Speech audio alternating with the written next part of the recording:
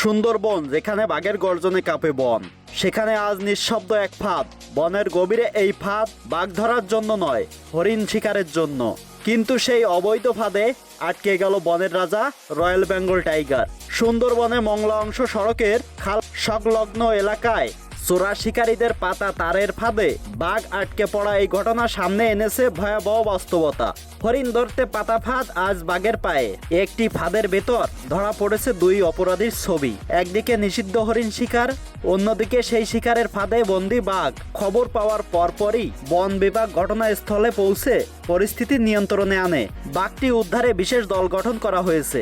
নিরাপদে উদ্ধার নিশ্চিত করতে এলাকার নজরদারি ও প্রস্তুতি জোরদার করা হয়েছে। এই বাঘ কেবল একটি প্রাণী নয়, এটি বন রক্ষার প্রতীক। আর সেই প্রতীক আজ শিকারীদের লোভ আর অবৈধতার শিকার।